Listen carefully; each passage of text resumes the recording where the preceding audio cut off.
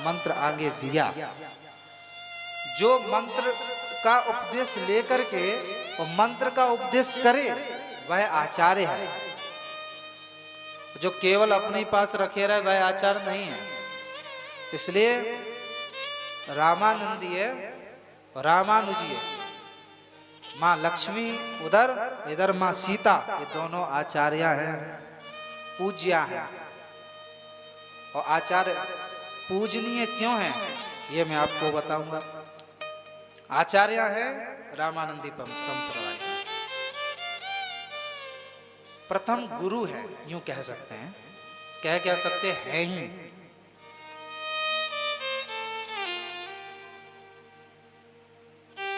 उद्भव स्थिति संहार कारणीम क्लेश हारणीम सर्वश्रेयस करीम सीताम। इतनी उदाहरण दिए, इतने विशेषण दिए, लेकिन उनमें प्रणाम नहीं किया। इस संसार को बनाने वाली जो सीता हैं, इस संसार का पालन करने वाली जो सीता हैं, इस संसार का संहार करने वाली जो सीता हैं, श्रेयस कारणी जो सीता हैं, क्लेश को हरने वाली जो सीता हैं, क्या इनको प्रणाम नहीं करेंगे? तो तुलसीदास जी कह रहे हैं इनको राम राम है। तो किसको प्रणाम कर रहे हैं? बोले न तो हम राम वल्लभा, जिनका संबंध राम जी से है, ऐसे राम जी की प्राण प्रिया वल्लभा को हम प्रणाम कर रहे हैं। आचार वही पूजनीय है जिसका संबंध भगवान से है। यदि आचार का संबंध भगवान से नहीं है तो भले कितने त्रिपुंजधारी हो, वह पूजनीय नहीं है। जिसका संबंध परमात्मा से जुड़ा है वही पूजनीय है। नहीं तो तिलक लगाए हुए तो काल ने भी बैठा था, लेकिन उसका संबंध रावण से था, राम से नहीं। तो हनुमान जी ने पूंछ में घुमा करके 2-3 पटके लगाए उसे। बोले तू अपने आप को पुजवाना चाहता है? अरे पुजवाना चाहता है तो राम से संबंध बना, रावण से नहीं। और यही माँ सीता का संबंध राम जी से है, इसलिए तुलसीदास जी उनको आचार्य कह रहे हैं, पूजनीय कह रहे हैं। जिसका संबंध राम जी से नहीं है वह व्यक्ति किसी काम का भी नहीं है। और जिसमें जो सनातन धर्मावलंबी हैं उनके लिए तो बिल्कुल नहीं है। जो राम को माने और जो राम जी के ग्रंथों को माने, जो सनातन धर्म को माने, वही हमारा है। हाँ, नहीं हम केवल भाईचारा भाईचारा करते रहे, कोई भाई का चारा बनाता रहे, तो ऐसे संबंध बनाने से कोई मतलब नहीं है। अब तो ऐसा संबंध बनाओ जो राम का नहीं वो काम का नहीं, और जो राम का है वो हमारा है। हनुमान जी ने विभीषण जी से क्या कहा? भाई कहा, सुनो भ्राता। विभीषण जी ने कहा हम आपके भाई कहां से हो गए? आप कहीं के समुद्र पार के, हम इधर के, हम कैसे भाई भाई? बोले इसलिए भाई भाई हैं कि तुम्हारे स्वामी भी राम हैं, मेरे स्वामी भी राम हैं, इसलिए हम दोनों भाई भाई हैं। जो राम का है वो भाई है, जो राम की है वो बहन है, उसी से संबंध है। काल नेमी से यही कहा कि तू राम का नहीं है, इसलिए तेरे साथ मेरा कोई संबंध नहीं है, मार और दिया उसको। तो जो आचार्य, जिस आचार का संबंध भगवान से है वही पूजनीय है। और जिसका संबंध आचार भगवान से नहीं है वो कोई भी क्यों ना हो सीताराम बोल के निकल जाइए। हाँ, हमारे गुरुजी का, बड़े गुरुजी का संबंध राम से है, इसलिए हम उनके चरणों में लेट जाते हैं। क्यों? क्योंकि हमको पता है ये राम के हैं, हम राम तक नहीं पहुंच सकते, लेकिन इनके चरण पकड़ लेंगे तो राम इनसे पहले हमको अपनाए। और जो राम का ही नहीं है कैसे काम चलेगा? भाई हम आपके घर के लिए चिट्ठी लिखें, एड्रेस ही ना लिखें, क्या पहुंचेगी चिट्ठी? एड्रेस लिखना जरूरी है ना। तो ऐसे ही जो जिन आचार से हम जुड़ रहे हैं, पहले ये जानिए वो राम के हैं कि नहीं है, कि केवल धन वाले हैं। घर घर गुरु फिरे हमसे दीक्षा ले, नरक जाओ चाहे स्वर्ग हमें रुपया दे, तो ये वालों से दूर रहिए। हालांकि अपन लोग, हम लोगों के तो लाइसेंस बन गए, अब कोई कहीं जाए, हाँ तो मां सीता की वंदना की। मां सीता कैसी हैं? क्लेश हारिणी, क्लेशों का हरण करने वाली मां है। पिता इतनी जल्दी क्लेशों पे नजर नहीं डाल पाता। बच्चा घर में थोड़ा सा मुरझाया हुआ चेहरा लेके प्रवेश हो जाए, मां तुरंत समझ जाती है कुछ गड़बड़ है और पास में आके बैठ जाएगी। क्यों बेटा, क्या बात है? नहीं नहीं कोई बात नहीं है, सब अच्छा। अरे हमसे मत छिपाओ, तुम्हारी माँ है, अब बताओ क्या बात है। तो ये क्या है? तो बोले क्लेश हारिणी, ये माँ ही समझ सकती है। नहीं तो राम जी के लिए लिख देते क्लेश हारिणी। नहीं, माँ प्रत्येक अपने बच्चे की भावना को सेकंडों में समझ जाती है। आप भले मुस्कुराते हुए घर में प्रवेश करें तब भी समझ जाएगी क्या बात है। झूठा मुस्कुराना भी आपका समझ जाएगी। लेकिन पिताजी से आप एक बार कहते हो नहीं सब अच्छा है, अच्छा ठीक है आराम करो, बात खत्म। लेकिन माँ तुरंत बैठ जाएगी, बेटा बताओ क्या बात है। इसलिए माँ सीता को यहाँ कहा गया क्लेश हारिणी। अच्छा, क्लेशों को हरने की बात करती क्या है? तो बोले सर्वश्रेयस्करीं सीता, सर्वश्रेय सब सुख को दे देती है। ऐसी माँ सीता को हम सब प्रणाम करते हैं। बोलिए सीता मैया की। छठवें श्लोक में भगवान श्री राम को प्रणाम किया। यन मायावसवर्ति विश्वमखिलम ब्रह्मादि देवासुरा यत सत्वाद मखैव भांति सकलम रज्जो यथा है ब्रह्मा यत पाद प्लवमेकम एवं ही भवाम्बो देस्तितीर्षावतां वंदे हम तम शेष कारण परम रामाख्यमी समारिम। इस सृष्टि के रचयिता अथवा इस सृष्टि के कारण, शेष के भी कारण जो हैं, उन परब्रह्म परमात्मा भगवान श्री राम को हम सब प्रणाम निवेदित करते हैं। बोलिए श्री रामचंद्र भगवान की। तुलसीदास जी ने 7वें श्लोक में यह बताया कि हम ये रचना कर क्यों रहे हैं। रचना क्यों कर रहे हैं? बोले स्वांता सुखाय तुलसी रघुनाथ गाथा। हम अपने लिए अथवा अपनों के लिए इसकी रचना कर रहे हैं। क्यों? क्योंकि जिससे हम सबको सुख प्राप्त हो सके। तो क्या तुलसीदास जी को रचना करने के बाद सुख मिला? तो तुलसीदास जी उत्तरकांड में लिख रहे हैं पायो परम विश्राम राम समान नाही कहूं। राम जी के चरणों में जो विश्राम मुझे मिला है वह विश्राम मुझे कहीं भी नहीं मिला। सबसे पहले जो है गुरु की वंदना कर रहे हैं। बंदाऊं गुरु पद पदोम परागा, बंदाऊं गुरु पद पदोम परागा, सोरचे सुवास सरस अनुरागा, सोरचे सुवास सरस अनुरागा, बंदम गुरु पद पदम परागा। गुरु जी की वंदना नहीं की, चौपाई को समझने की आवश्यकता है। गुरु जी की वंदना नहीं कर रहे हैं तो किसकी कर रहे हैं?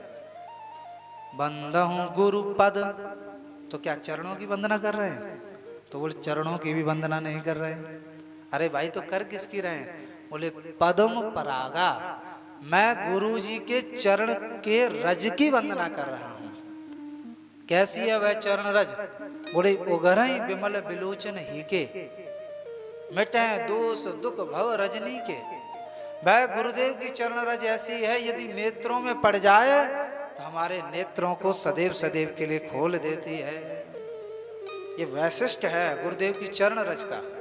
सामान्य कंकड़ सामान्य रजकण आपके नेत्रों में पड़ जाए तो आपके नेत्र बंद हो जाएंगे तुरंत। एक कदम आगे नहीं बढ़ सकते जब तक वो निकलेगा नहीं आंख से।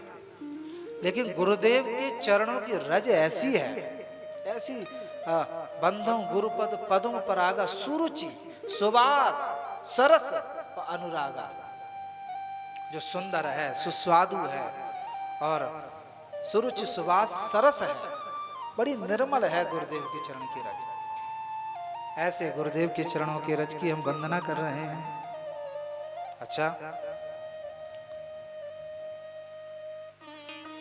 गुरुदेव का यहाँ नाम नहीं लिया तुलसीदास जी ने। वंदना तो की, स्पष्ट रूप से कोई नाम नहीं लिया। क्यों? क्योंकि गुरु जी का नाम नहीं लेना चाहिए। कुछ नाम ऐसे हैं जो लेने नहीं चाहिए। गुरु जी का तो है ही, और भी नाम है। आप लोग कहें तो बताएं कौन कौन से नाम जो नहीं लेने चाहिए। अब आप लोग कहेंगे तो ही आगे बढ़ेंगे, हम तो आगे चल देंगे। बताऊं कौन कौन से नाम नहीं लेने चाहिए। पहला तो गुरु जी का ही नहीं लेना चाहिए। आत्म नाम गुरोर नाम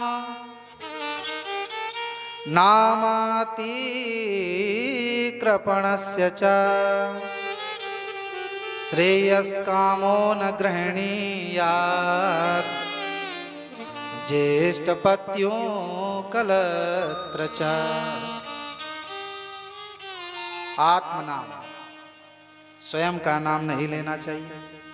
बार बार मैं हूं, ये मैं हूं, ये मैंने किया, ये मेरा नाम ये है ना। परिचय देने को कभी किसी को लेना देना पड़े, बोलना पड़े अपना नाम तो बोल दीजिए, लेकिन यही नहीं कि अपने नाम का गुणगान करने लगे। तो आत्म नाम। दूसरा गुरुर नाम, गुरु जी का भी नाम नहीं लेना चाहिए। क्यों नहीं लेना चाहिए प्रश्न उठता है। भाई कोई तो कारण होगा। तो कारण यह है कि गुरु जी हमको मंत्र देते हैं और मंत्र गोपनीय रखा जाता है।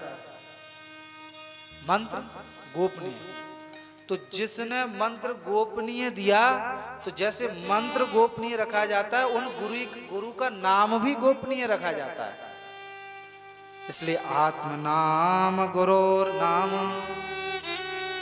अपना नाम और गुरु जी का नाम ये नहीं लेना चाहिए। और तीसरा है नामाति कृपणस्य च, नाम अति कृपणस्य च, जो अति कृपण हो, महाकंजूस हो, ऐसे व्यक्ति का भी नाम अपने मुख से नहीं लेना चाहिए। हाँ, जो अति कृपण का नाम लेगा वो भी, हाँ, फिर उसका कल्याण नहीं, उसके सब पुण्य नष्ट हो जाते हैं। अति कृपण का नाम कभी ना लें। अच्छा, कुछ लोग होते ही महाकृपण है, तो आपको जैसे पता चल जाए फलाने अथवा फलाने कृपण है, उनका नाम लेना बंद कर दो। नामाति कृपणस्य च और श्रेयस कामो न गृह्णीयात् ज्येष्ठपत्युः कलत्र च। मैं ये करना चाहता हूं अथवा मैं ये करने जा रहा हूं, उसको भी बार बार नहीं दोहराना चाहिए। अपने लक्ष्य का नाम, अपने संकल्प को बार बार नहीं दोहराना चाहिए। और ज्येष्ठ, अपने से श्रेष्ठ का नाम नहीं लेना चाहिए। पत्यु, पत्नी को पति का नाम नहीं लेना चाहिए। हाँ, अब ऐसा आगे सुनिए, कलत्र च, पति को भी पत्नी का नाम नहीं लेना चाहिए। ऐसा नहीं है कि पत्नी पे सब नियम लागू होते हैं, ना ना, पति को भी पत्नी का नाम नहीं लेना चाहिए। और आजकल हे भगवान कैसे कैसे नाम, पता ही नहीं चलता पति को बुला रही है कि किसी नौकर चाकर को बुला रही है। हाँ, सीधा नाम। अब एजी ओजी बंदी हो गया, अब तो सब सीधा नाम लिया जाता है। राहुल इधर आओ, पति चले आए। अच्छा, हम कभी कभी हम लोग कहीं कहीं जाते हैं, हमको लगता है किसी सेवक को बुला रही होंगी ये मालकिन, वो पति उनके निकल के आ जाते हैं, हाँ जी। अथवा पति भी ऐसे अपनी पत्नी का नाम ले देते हैं सीधा, प्रिया, फलानी ढिकनी, ना, इससे कल्याण नहीं होगा। पति को अपनी पत्नी को बड़े सम्मानीय शब्दों से बुलाना चाहिए। बेटे का जो नाम हो उसका नाम लेके बुला लो, फलाने की मम्मी यहाँ हो, अथवा हे भावनी, हे सुंदरी, हे देवी, कुछ भी बुला लो। बड़े सुंदर सुंदर नाम है। तुम भी प्रसन्न, देवी जी भी प्रसन्न, हाँ, अच्छे नाम से आप बुलाना शुरू कर दो, झगड़ा ही खत्म हो जाएगा। जैसे देवी जी कोई शिकायत करने आए और आप कह दो हाँ सुंदरी बताओ क्या कह रही हो, गुस्सा ही खत्म। और पत्नी को भी पति का नाम नहीं लेना चाहिए।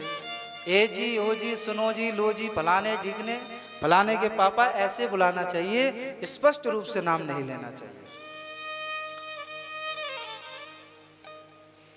एक बुंदेलखंड में नया नया विवाह हुआ, तो बहू को चीटा ने काट लिया। चीटी से बड़ा जो होता है, क्या कहते हैं, चीटा ही बोलते हैं, चेटा चीटा, चीटा ने काट लिया। अब वो जोर से चिल्लाई, काट लिया काट लिया काट लिया। सास वहां से लगा, क्या हो गया, मर गई क्या? नहीं नहीं, अब बोले तो समस्या। क्यों? बोले पति का नाम ही चेटाराम था। बोले तो पति का नाम आ रहा है, और ना बोले तो सासू अभी लट्ठे लेके आ जाएगी। क्यों नहीं बोलती है जब से आवाज दे रही हूं? अब कहे क्या? तो जोर से चिल्ला के कहती है, माई चींटी से बड़े वाले ने कहा कि लाओ है। स्पष्ट नाम नहीं लिया। ये क्या है? तो बोले स्पष्ट नाम नहीं लेना चाहिए। पत्नी को भी और पति को भी कुछ ऐसे नाम रख लो जो काम चलता रहे, काम चलाने के लिए बुलाना है। बाकी ए जी ये भी तो आ ही जाएंगे, इससे कौन से भाग जाएंगे। आप ये कहा ए जी, सुनो जी, तो वो उस कमरे से इसमें आ ही जाएंगे। ऐसा तो है नहीं कि नाम लोगे तभी आएंगे वो। तो पति और पत्नी को आपस में नाम नहीं लेना चाहिए। और ज्येष्ठ पुत्र का भी नाम माता पिता को नहीं लेना चाहिए। कितने नाम हो गए? आत्म नाम, गुरुर नाम, कृपण का नाम, जो कोई लक्ष्य हो, संकल्प हो, उसको बार बार नहीं दोहराना है। और श्रेष्ठ का नाम, पत्नी का नाम, पति का नाम, अपने ज्येष्ठ पुत्र का नाम, ये नाम कभी भी नहीं लेने चाहिए। अब आपत्ति पति का विषय अलग है, कहीं फंस गए तो परिचय देने के लिए देना हो, वो विषय अलग है। कभी नाम गुरु का लिया भी जाए तो गुरु का नाम बोलने से पहले कान का स्पर्श कर लेना चाहिए। प्रभु हमें क्षमा करना, बस ये है कि अब बताने के लिए बोलना पड़ रहा है। जैसे आपने देखा हो कुछ श्रेष्ठ जन कभी किसी का नाम लेते हैं तो कान पे उंगली रख लेते हैं। क्यों? क्योंकि पाप अपराध बन रहा है, परंतु संसार में चलने के लिए तो बताना ही पड़ेगा। तो तुलसीदास जी ने भी अपने गुरु का यहाँ स्पष्ट नाम नहीं लिया। स्मरण तो किया लेकिन स्पष्ट नहीं कहा। क्या कह रहे हैं? बंदहूं गुरुपद कंज कृपा, सिंधु नर रूप हरि। नर के रूप में गुरु, हरि ही गुरु के रूप में आते हैं। ये जो नर के रूप में गुरु बैठे हैं यही हरि हैं। और उनके गुरु जी का नाम था नर हरिदास। तो स्मरण भी हो गया और भगवान से भी जोड़ दिया। तो ऐसे ही स्मरण करके नाम लेना चाहिए, ना कि सीधे सीधे बुला दिया जाए।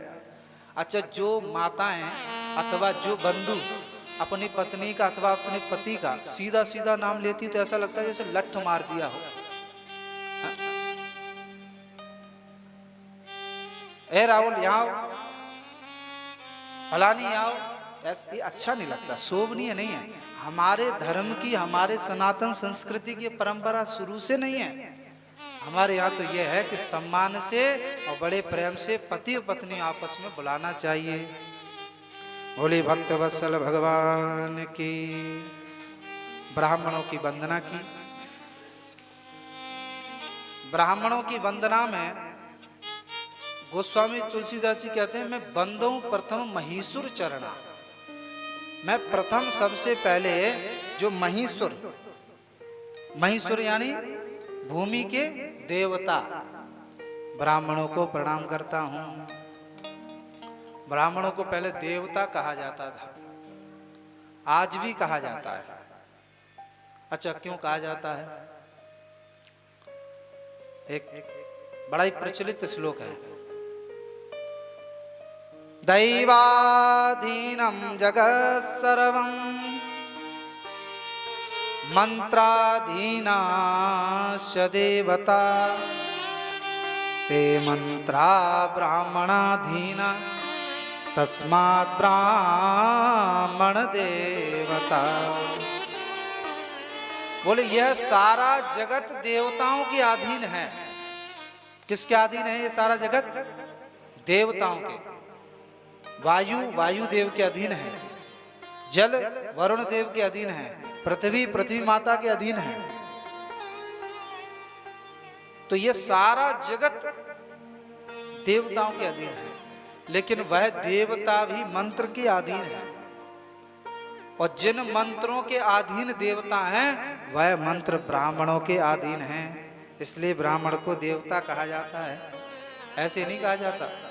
और ब्राह्मण से तो मंत्र भी डरते हैं महाराज। क्यों डरते हैं? इसलिए डरते हैं, पता नहीं किस स्थिति में ये कहाँ बोल दें मंत्र, हमको जाना पड़े। इसलिए ब्राह्मण को भी बिना आसन के और बिना किसी प्रयोजन के मंत्रों का उच्चारण यत्र तत्र नहीं करना चाहिए, क्योंकि आपने तो बोल दिया मंत्र, अब मंत्र अपना प्रभाव दिखाएंगे। अब आपका हमको थोड़ी पता था, हम तो जानते नहीं, तो हम तो ऐसे मजाक मजाक में बोल दिए। आप भले मजाक में बोल दिए। अग्नि में हाथ चाहे मजाक में डालो या जानबूझ के डालो, अग्नि जलाएगी। विष आप चाहे जानबूझ के पी लो चाहे अनजाने पी लो, मारेगी आप। आपको ये कहा हमने तो विष अनजाने में पिया था, हम मर क्यों रहे हैं? अरे भाई विष तो अपना काम दिखाएगा। ऐसे मंत्र अपना प्रभाव दिखाता है, चाहे वो कोई भी क्यों ना हो। बिना आसन के बिना प्रयोजन के मंत्रों का उच्चारण नहीं करना चाहिए। संतों की वंदना की है। मुद मंगलमय संत समाजू, जो जग जंगम तीर्थ राजू। तीर्थ राज प्रयाग के स्वरूप ही संत समाज है। तीर्थराज में कितनी नदियां बहती हैं? 3 ही बहती। कौन कौन सी? गंगा, यमुना और सरस्वती। हाँ सरस्वती। अच्छा, दिखाई कितनी देती हैं? 2 दूर से। लेकिन जब आप संगम में जाएंगे नाव लेकर के, तो वहां डुबकी लगाने पे तीनों का दर्शन हो जाता है। आपको धाराओं का वर्ण पता हो किस रंग की कौन सी है, धवल वर्ण की कौन सी है, श्वेत की कौन सी है, नील वर्ण की कौन है, तो आपको दर्शन होगा। ऐसे ही संत समाज में तीर्थराज रूपी जो संत समागम है, उसमें भी ये 3 नदियां हैं।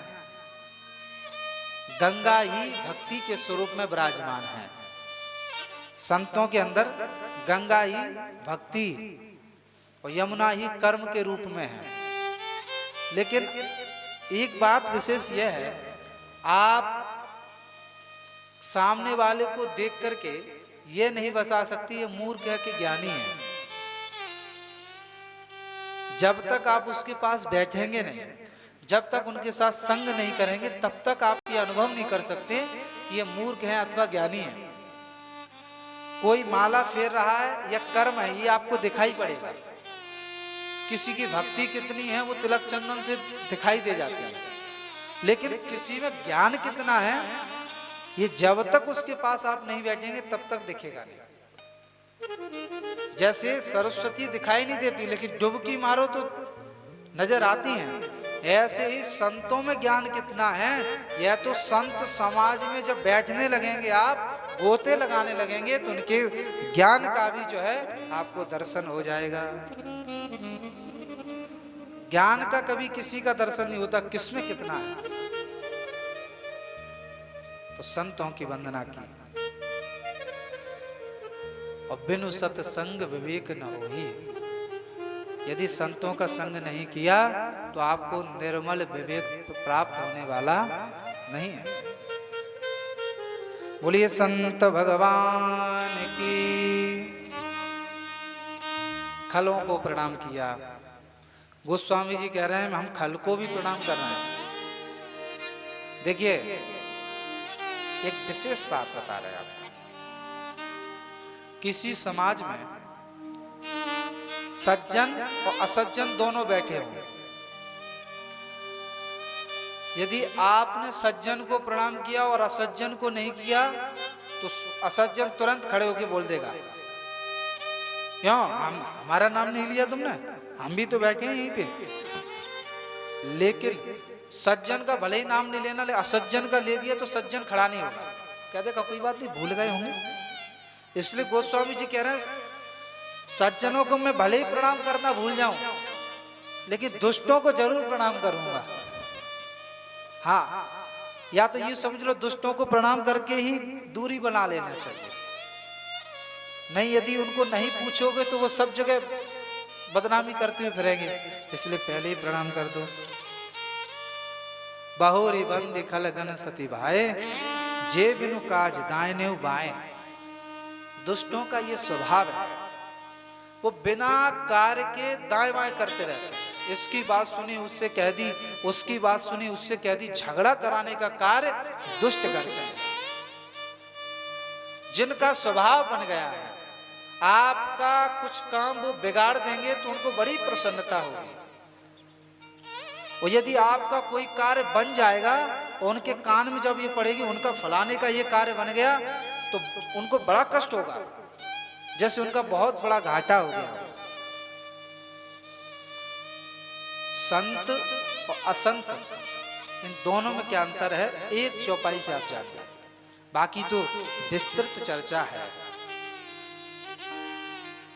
संत के जीवन में आने से क्या होता है और असंत के, असज्जन दुष्ट के व्यक्ति के जीवन में आने से अथवा जाने से क्या लाभ है। बिछुरत एक प्राण हर ले और मिलत एक दारुण दुख दे। जब हमारे जीवन में सज्जन का आगमन होता है और जब वो विदाई लेकर के जाते हैं तो ऐसा लगता है प्राण ही जा रहे हैं, और यही दुष्ट हैं। दुष्ट जब मिल जाते हैं तब दुख होता है, और सज्जन जब बिछड़ते हैं तब दुख होता है। हाँ, दुष्ट जब बिछड़ते हैं तब प्रसन्नता होती है हमको। हाँ, कहते हैं कभी कभी आप लोगों के यहाँ ऐसे लोग आ जाते हैं, हे भगवान अच्छा पीछा छूटा, हाँ 3 दिन से इन्होंने प्राणी खा लिए थे, ना जाने का नाम ना कुछ। और कहीं कोई अपना आ जाए, कहीं कोई भगवत प्रेमी आ जाए तो महीनों भी रुका रहा है तब भी आप कहोगे बहुत आनंद आ रहा है आपके साथ रहने में। क्यों? क्योंकि मन मिले की बात है। दुष्ट से मन मिलता ही नहीं है, अथवा यूं समझ लो दुष्ट कभी बदलता ही नहीं है। कहा होत विष पान कराए, कहा होत पय पान कराए।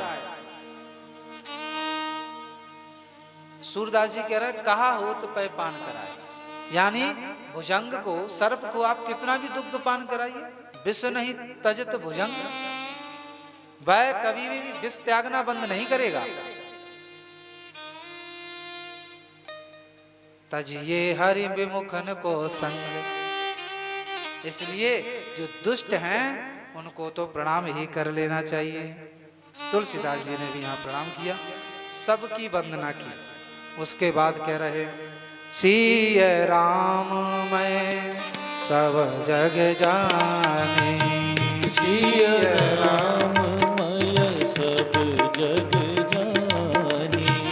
करहूँ प्रणाम जोरी जोग पाने, करहूँ प्रणाम जोरी जुग पानी। सिय राम मैं सब जग जानी, सिय राम मैं सब जग जानी। करहूँ प्रणाम जोरी जोग पाने, करहूँ प्रणाम जोरी जुग पानी। सबको मैं राम में जान करके प्रणाम करता हूँ। बोलिए रामचंद्र भगवान की। नाम की वंदना, बस 5 मिनट चर्चा करेंगे क्योंकि समय भी हो रहा है। तुलसीदास जी ने भगवान श्री राम के नाम की वंदना की। 19 से 27 तक 19 दोहे से बाल कांड के 19 दोहे से और 27 तक 9 दोहे में राम नाम की वंदना तुलसीदास जी ने गाई। बंदहु नाम राम रघुवर को, हेतु कृषानु भानु हिम कर को। कैसा है वह नाम और किसके नाम की वंदना कर रहे हैं? तो बंदहु नाम राम रघुवर को। यहां रघुवर ही क्यों कहा? ये नया भाव है। रघुवर यानी वर यानी श्रेष्ठ, जो रघु कुल में श्रेष्ठ हुए सबसे, उनके नाम की, उन राम के नाम की मैं वंदना कर रहा हूं। रघुकुल रीत सदा चली आई, ये वहीं से चला है, रघु जी से। तो रघु जी के कुल में सर्वश्रेष्ठ भगवान श्री राम उत्पन्न हुए हैं, प्रकट हुए हैं, उन राम की मैं वंदना कर रहा हूं।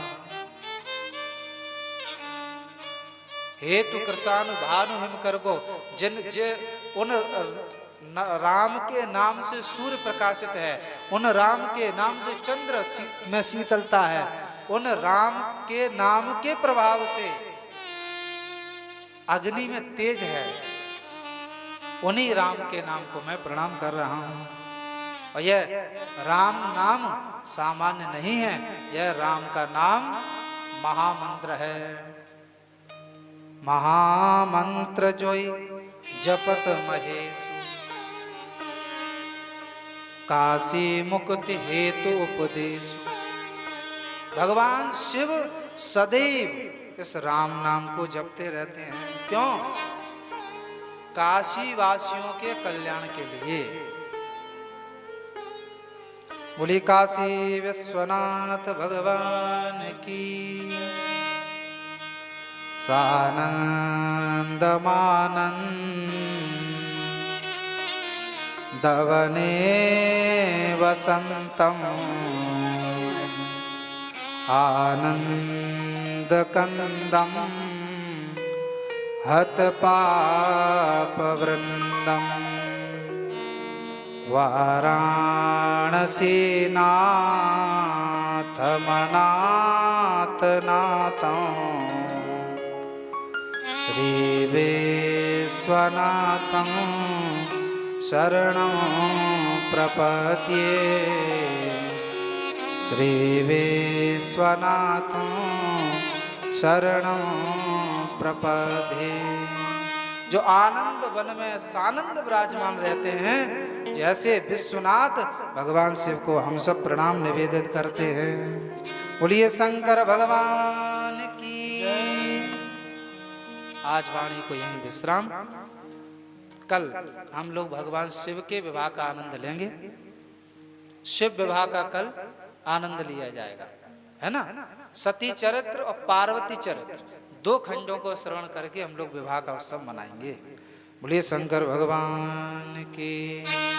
हरे राम राम राम सीता राम राम राम, हरे राम राम राम सीता राम राम राम, हरे राम राम राम सीता राम राम राम, हरे राम राम राम सीता राम राम राम, सीता राम राम राम राजा राम राम राम, सीता राम राम राम राजा राम राम राम, सीता राम राम राम राजा राम राम राम, सीता राम राम राम राजा राम राम राम, हरे राम राम राम सीता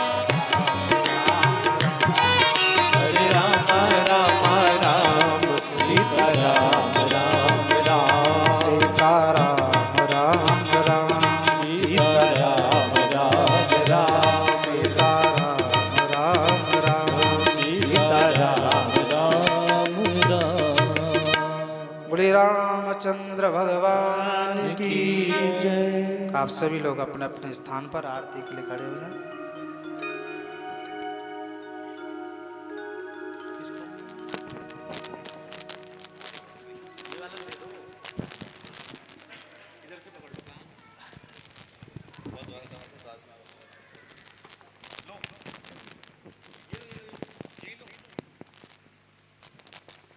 बोलो जय सिया राम। हम माफ़ी चाहते हैं शुरू में आपका अभिनंदन करना भूल गए, तो इसलिए हम बाद में बोलते हैं सब अपने ही हैं, कोई पराये तो है नहीं। और प्रतिवर्ष हमारे यहाँ जो महाराज जी की स्मृति में पुण्य ये होता है, करीब 86 से 87 से चला आ रहा है राम कथा, और बीच में कोई निर्विघ्न चले आ रहे हैं। और इसमें टाइम टाइम पे आए, जिसका पद अब आपको भी मिल रहा है, और ये महाराज जी की कृपा से ही हो रहा है। हम लोग तो करने वाले कराने वाले कुछ नहीं, लेकिन इन्होंने निर्विघ्न हमारी कंटिन्यू राम कथा चल रही है। सिर्फ कोरोना में टाइम में दोनों कथा नहीं हुई, और पूरी समिति की तरफ से आश्रम में आपका स्वागत है, हार्दिक अभिनंदन है, हमसे माफ़ी चाहते हैं। और आपने जो परंपरा की बात करी, ये परंपरा हमारी सिर्फ पराशर जी से या उनके गुरुजी से नहीं शुरू हुई, ये आज उन्होंने बताया जानकी जी से हमारी ये परंपरा चल रही, जो हमें तिलक लगाते हैं, ये माता जानकी के टाइम से हमारी ये परंपरा है, हम उसी परंपरा के हैं। तो ये परंपरा सोचते ना कि ये तिलक क्यों लगाते हैं, ये हमारी परंपरा जानकी जी से चली हुई है। आज सुनाइए, रामानंदी, हम लोग रामानंदी हैं सब। तो वो अलग है कि हम भाई बहन भतीजे ऐसे बन जाते हैं, ये कि हमारी जो गुरु है असली वो हमारी माता जानकी है। हम जानकी माता जी के पुत्र पुत्री जो भी है सब उनसे ही है। हमारी परंपरा जैसे आप यहाँ से चल रही आई है, तो ऐसे हमारी परंपरा जानकी जी से चली है। आज आपने विदित कराया, हमें बहुत अच्छा लगा। जय श्री राम, जय जय श्री राम। माराधिक्यं प्रज्वाल्य सर्वोपचारार्थे गन्धाक्षतपुष्पाणिं समर्पयामि।